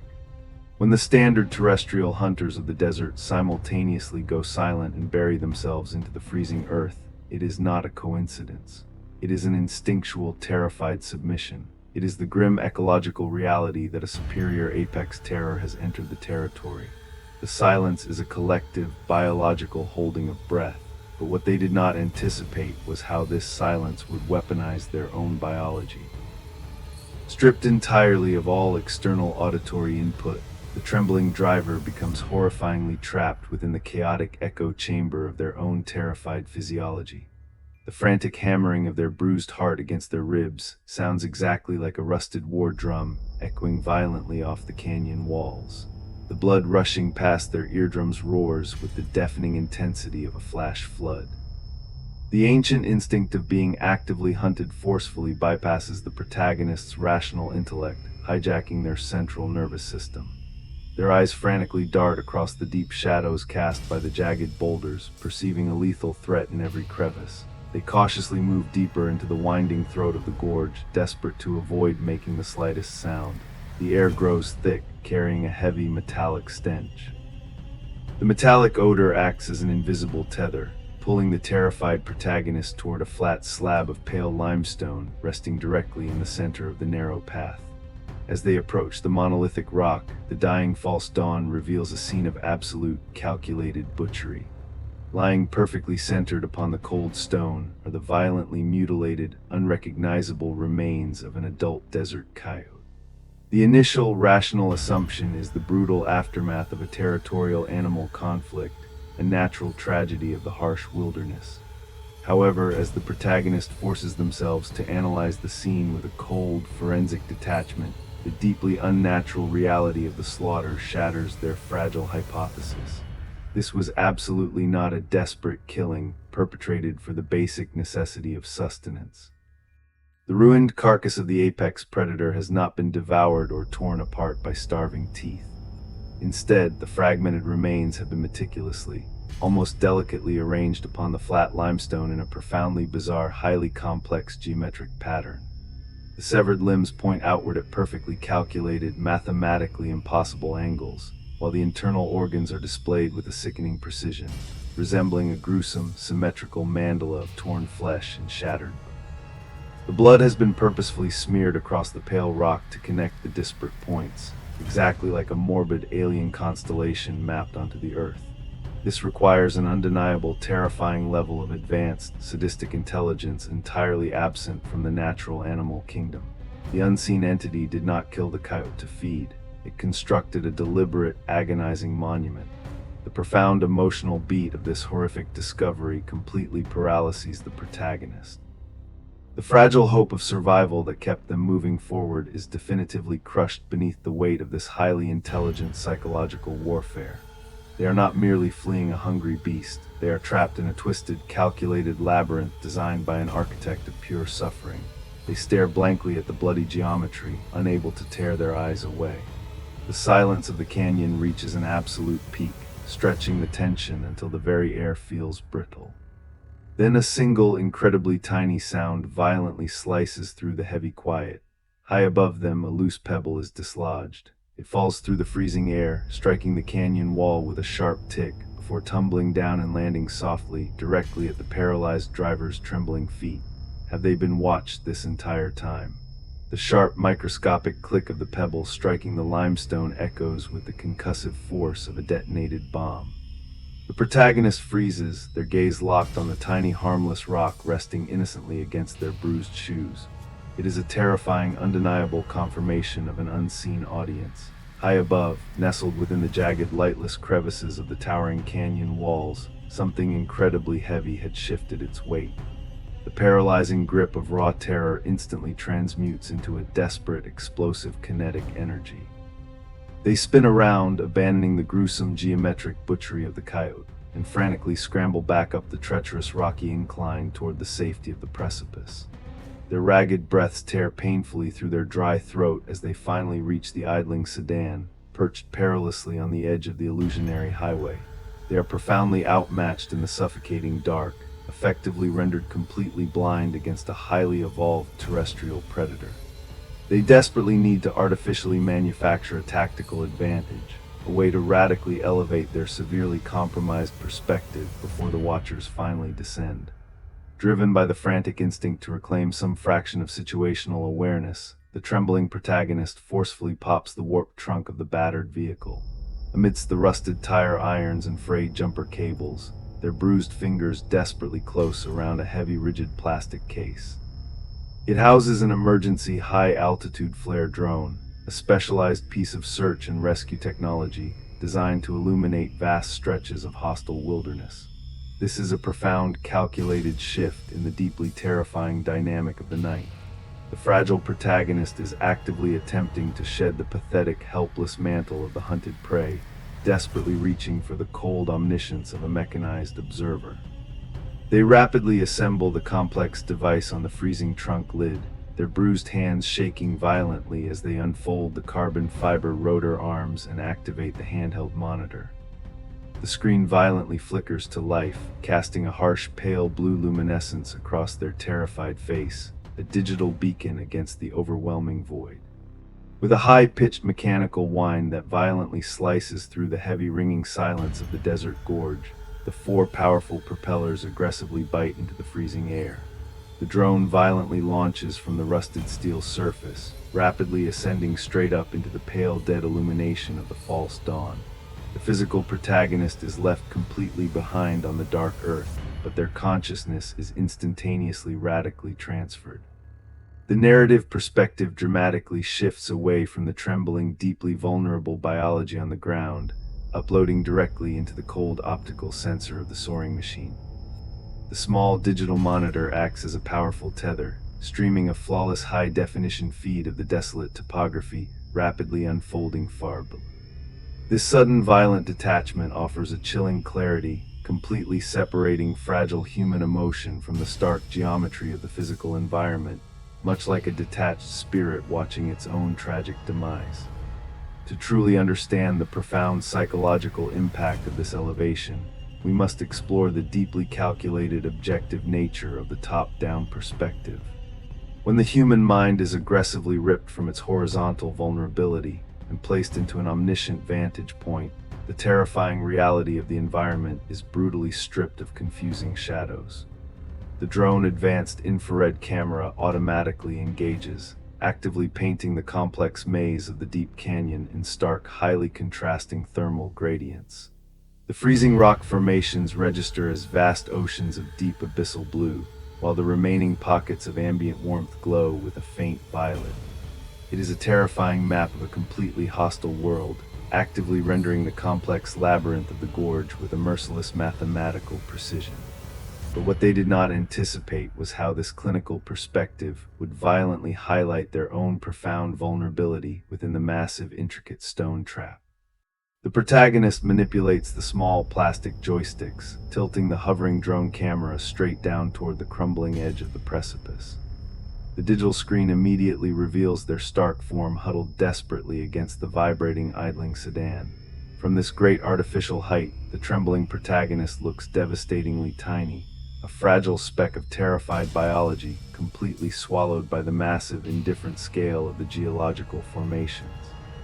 It is a deeply humbling, horrifying realization of absolute insignificance, a harsh visual confirmation that their desperate struggle for survival is microscopically irrelevant to the grand architecture of the Nevada desert. The drone hums quietly above, a fragile technological eye recording the inevitable tragedy. Seeking a viable hidden exit strategy, the driver gently pushes the control stick forward, commanding the drone to slowly pan its thermal lens deeper into the winding rock. The camera smoothly sweeps past the flat limestone slab, illuminating the geometrically arranged remains of the mutilated coyote. The freezing landscape scrolls smoothly across the illuminated monitor, a seemingly empty corridor of jagged, unforgiving stone. But as the digital eye pushes beyond the limit of the grounded sightline, the true horror of the Colosseum is undeniably revealed. Hidden behind massive scattered boulders, entirely shielded from the naked eye below, the thermal sensor registers a terrifying anomaly. The screen violently explodes with dozens of towering, intensely glowing crimson heat signatures, all standing perfectly still. They wait silently. Then suddenly and simultaneously, they all look directly up at the fragile drone. The crimson heat signatures, staring upward through the void, shatter the protagonist's illusion of omniscient distance. Before the mind can process the horrific coordination of the pack, a violent blur of kinetic movement eclipses the drone's infrared camera. A colossal appendage swats the carbon fiber machine out of the sky with the raw force of a falling meteor. The monitor resting in the trembling driver's bruised hands instantly fractures into a jagged web of dead pixels and static before snapping entirely to black. The artificial eye is permanently blinded, violently returning the narrative perspective to the suffocating reality of the prey. The sudden severance of the visual feed acts as a terrifying physical jolt, a brutal confirmation that the towering entities are not merely passive watchers. They are highly aggressive and actively closing the distance. Driven by an explosive surge of pure survival instinct, the protagonist drops the useless plastic monitor onto the frozen dirt and violently throws their frame back inside the idling sedan. They slam the heavy metal door shut, furiously depressing the master lock switch with trembling, bruised fingers. The heavy mechanical clunks of the locking mechanism resonate through the freezing cabin like the final sealing of a deep-sea submersible. They are trapped, entombed within a rapidly decaying metallic sanctuary balanced precariously on the edge of the illusionary highway. The driver collapses heavily against the cracked vinyl, their chest heaving with ragged, agonizing gasps of stale air. They squeeze their eyes tightly shut, desperately attempting to fortify their fragile psyche against the impending physical assault of claws and teeth. But what they did not anticipate was how this apex predator would bypass the physical barrier entirely to attack the very architecture of their mind. We must radically elevate our understanding of cryptid intelligence to fully comprehend the devastating horror of this exact moment. The ancient lore of the skinwalker traditionally describes a beast capable of merely imitating the physical cries of wounded prey or the whistling. However, a genuinely superior predator does not stagnate. It aggressively evolves alongside its environment. These towering entities lurking in the Nevada void have fundamentally updated their predatory vocabulary. They do not just mimic organic sounds, they actively interface with human technology. The heavy silence of the sealed cabin is violently interrupted by a sharp electronic chime originating directly from the vehicle's dashboard. The sedan's digital Bluetooth speaker system, which had been completely disconnected from the missing smartphone, suddenly illuminates with a harsh blue light. The digital display actively scrolls, indicating a successful pairing with a profoundly unknown device. The harsh blue glow casts a sickly synthetic pallor over the terrified driver's stark face, acting exactly like the cold illumination of a surgical operating theater. A sudden crackling burst of heavy static violently spits from the stereo speakers, followed by an audio file that aggressively strips away the final layers of the protagonist's fractured sanity. It is not a roar, nor is it the weeping voice from the rusted analog radio. The speakers begin to broadcast a highly complex tapestry of the driver's own terrified whispers.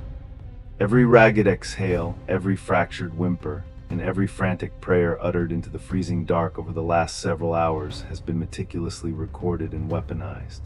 The unseen intelligence has surgically extracted the raw data of their terror and reassembled the syllables into a cohesive, undeniably threatening sentence.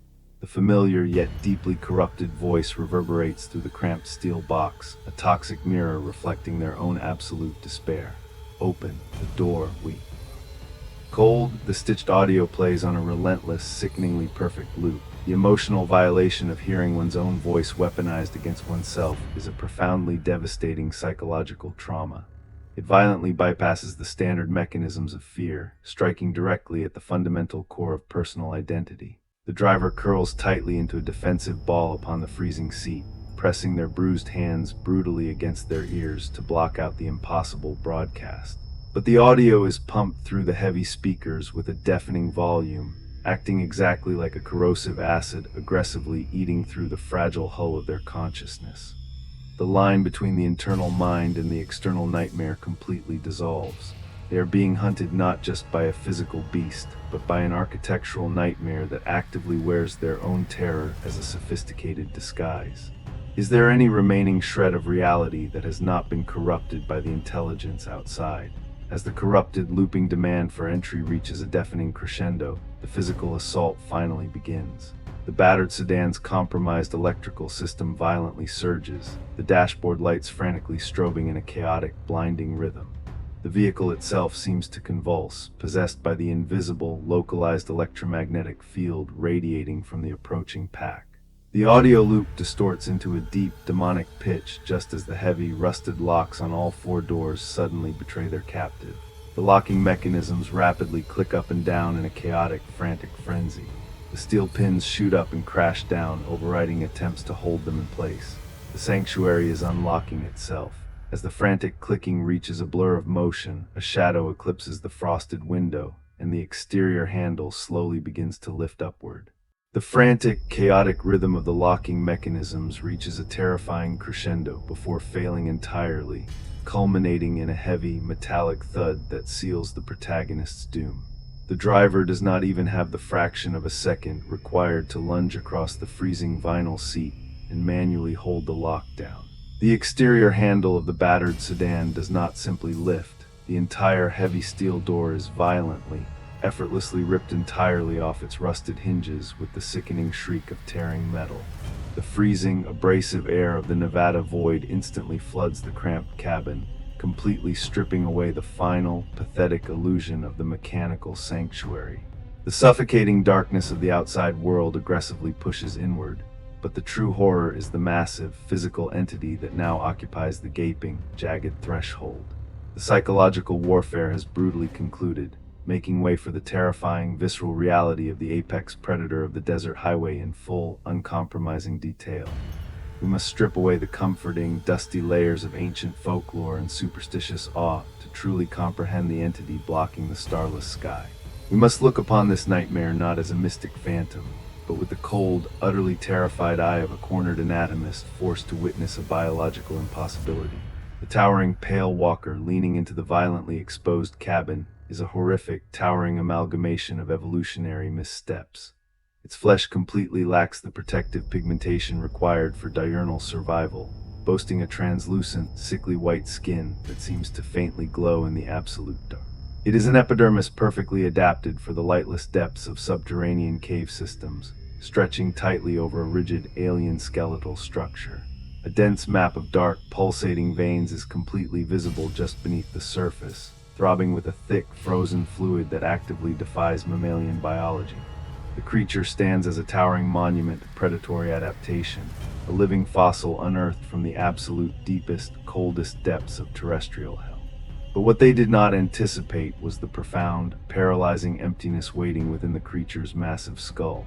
As the entity slowly tilts its head downward to fully assess its trapped prey, the protagonist is forced to look directly into its face.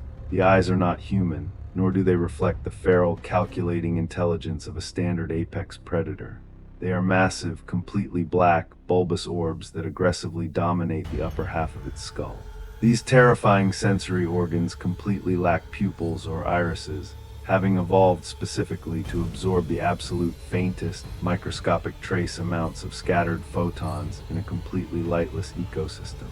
Staring into those endless, reflective black pools is exactly like staring directly into the suffocating vacuum of deep space, a chilling void completely devoid of empathy, hesitation, or mercy. How does a fragile human mind process the agonizing reality of being entirely comprehended by an intelligence so profoundly alien? The entity does not lash out with the chaotic, messy aggression of a starving beast. It moves with a terrifying, calculated precision, a slow, deliberate folding of its massive limbs that maximizes the psychological torture of its trapped victim. As the massive pale walker leans its torso further into the freezing cabin, it brings with it an overwhelming, suffocating miasma. The air instantly thickens with the harsh, biting stench of raw ozone, violently mixed with the incredibly dry, utterly suffocating aroma of deep, ancient, undisturbed desert dust. It smells exactly like the deep, forgotten tombs of a buried civilization abruptly cracked open by a violent earthquake. The raw, emotional beat of absolute surrender washes over the driver. The trembling protagonist is completely paralyzed, their fractured nervous system actively shutting down the motor cortex to prevent any futile, agonizing resistance. They are perfectly still, silent offering waiting upon the altar of the cracked final seat, totally consumed by the inevitability of their own violent unmaking. The creature slowly extends a massive, unnaturally long arm toward the completely defenseless driver. The horrific anatomy of the limb is undeniable. The hand reaching through the freezing air possesses far too many elongated, multi-jointed fingers, ending in thick, hardened, calcified points rather than traditional claws. The articulation of these joints is sickeningly fluid, moving with the mesmerizing, hypnotic grace of a deep-sea cephalopod reaching for a trapped minnow. The protagonist can feel the aggressive, localized drop in atmospheric pressure radiating directly from the approaching, pale flesh. The sheer, overwhelming tension inside the exposed vehicle stretches into an infinitely thin, agonizing wire, vibrating with the silent, screaming terror of the final moment. The impossible hand closes the remaining inches, the crushing inevitability of the physical contact overriding all rational thought. Just as the creature's freezing, elongated fingers gently graze the trembling, bruised shoulder of the paralyzed protagonist, the fundamental physics of the surrounding desert violently rupture. It is not the crushing grip of the predator that shatters the paralyzing tension, but an explosive, astronomical intervention from the heavens. An intensely bright, unimaginably pure, and violently blinding column of brilliant white light suddenly floods the entire winding canyon from directly above, instantly incinerating the suffocating blackness. Will this incredibly blinding cosmic intervention finally save the completely fragile driver, or simply reveal a far more devastating truth hidden in the shadows? The intensely bright, blinding column of light that violently floods the narrow canyon is not the concentrated halogen beam of a heavily armed rescue helicopter, nor is it the ethereal, deceptive glow of another cosmic mirage. It is the brutal, unforgiving, and utterly absolute arrival of the true, astronomical dawn breaking aggressively over the jagged eastern rim. For the terrified protagonist, this sudden illumination does not arrive as a gentle, warming embrace. It strikes with the blunt, concussive force of a physical weapon. We must understand the profound physics of sudden light dispersion in a perfectly dark environment.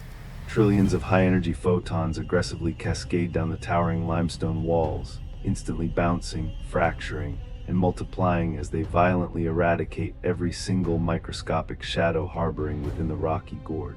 The light aggressively sterilizes the corrupted landscape, acting exactly like a torrent of boiling water poured directly onto a sprawling, infected wound. The towering pale walker, caught dead center in this explosive photon barrage, instantly recoils. Its translucent, cavern-adapted skin, completely devoid of any natural melanin or protective pigmentation, actively burns under the harsh, unyielding radiation of the early sun.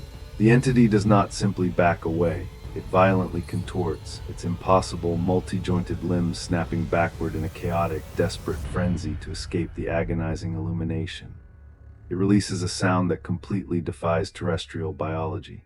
The creature shrieks, a deafening, agonizing mechanical wail that sounds exactly like massive sheets of rusted metal being violently ground together under immense, industrial pressure.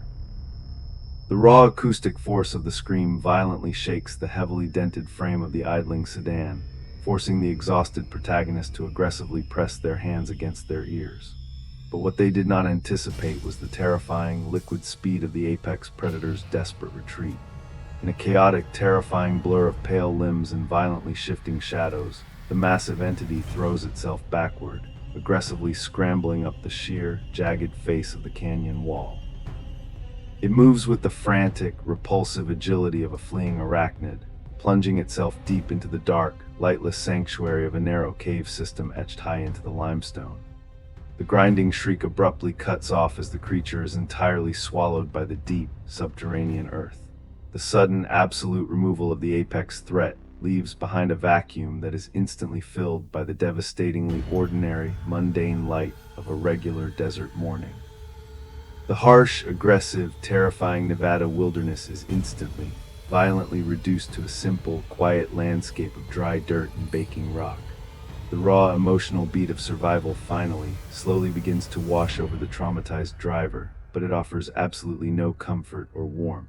The human body is fundamentally ill-equipped to handle the sudden, catastrophic withdrawal of extreme, life-saving cortisol and adrenaline. As the immediate physical threat of the pale walker entirely evaporates into the limestone crevices, the protagonist experiences a profound, devastating physiological crash. Their frame begins to tremble with a violent, uncontrollable severity. Their lungs, which had been drawing shallow, ragged sips of freezing air, suddenly demand deep, sobbing gasps of the rapidly warming desert atmosphere. They slowly, painfully peel their bruised hands away from the cracked steering wheel, leaving behind small, dark smears of dried blood on the worn leather. The battered sedan is completely, entirely ruined. The engine finally chokes and dies with a pathetic, hollow sputter, the electrical system completely fried by the localized electromagnetic surges. The vehicle that served as a fragile, mobile diving bell is now nothing more than a rusted tomb. With agonizing, deliberate slowness, the driver forces their trembling body out of the violently exposed cabin, stepping carefully past the torn, jagged metal where the heavy door used to hang. Their bruised feet touch the cold, hard dirt of the deep gorge, entirely grounding them in the undeniable physical reality of the waking world.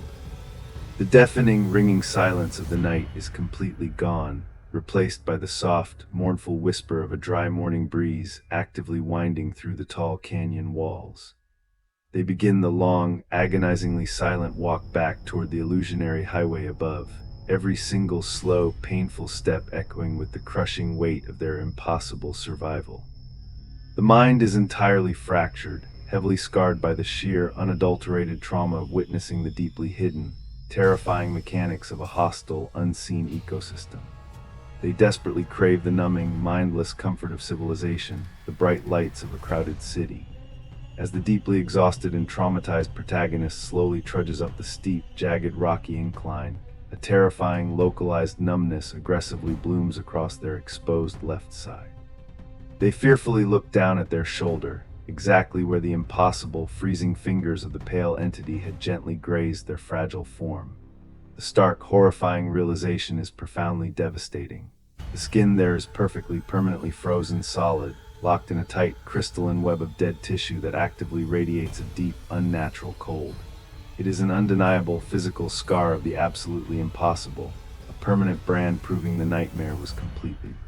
They successfully survived the endless, dark highway, but the highway is now permanently a part of them. As they finally reach the solid paved tarmac, they must now ask, exactly what other invisible horrors walk among the daylight?